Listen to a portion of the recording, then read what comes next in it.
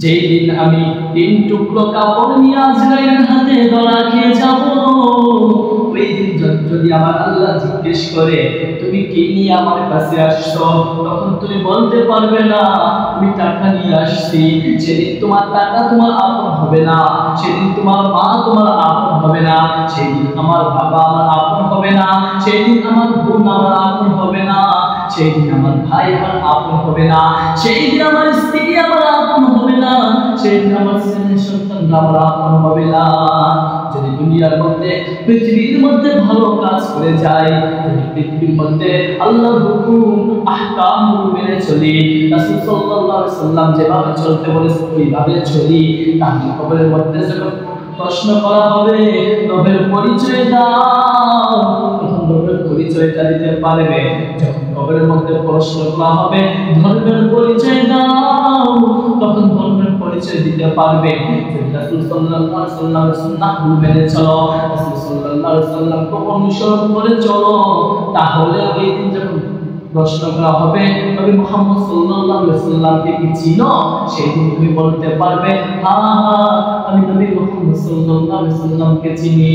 তখন আল্লাহ তাআলা বলবে হে আমার ফেরেশতারা, তোমরা আমার এই বান্দারে আর ডিস্টার্ব করিও না, তার কবরের সাথে জান্নাতের সাথে সংযোগ করে দাও, তাকে শান্তি মতো ঘুমাইতে দাও।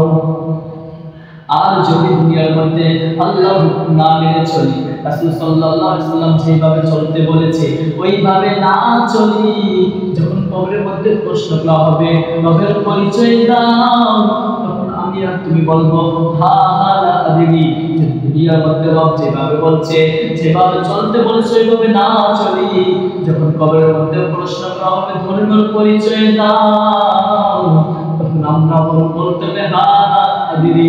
যখন নবী সাল্লাল্লাহু আলাইহি সাল্লামের কাছে জিজ্ঞেস করা হবে তিনি আফসোস করবে, তখন নবী সাল্লাল্লাহু আলাইহি সাল্লাম বলে আল্লাহ তাআলা ওই সময় গায়েবী আওয়াজ করে দিয়ে বলবে হে আমার ফেরেশতারা, তার কবরের মধ্যে জাহান্নাম আযাব শুরু করে দাও, তার কবরের সাথে জাহান্নামের সাথে সংযোগ করে দাও। কবরের মাটিকে ডাক দিয়ে বলবে ও মাটি, তাকে দুই পাশ থেকে এমন জোরে চাপ দাও তার এই পাঁজরের হাড় বুঝে ওই পাঁজরের মধ্যে চলে যায়।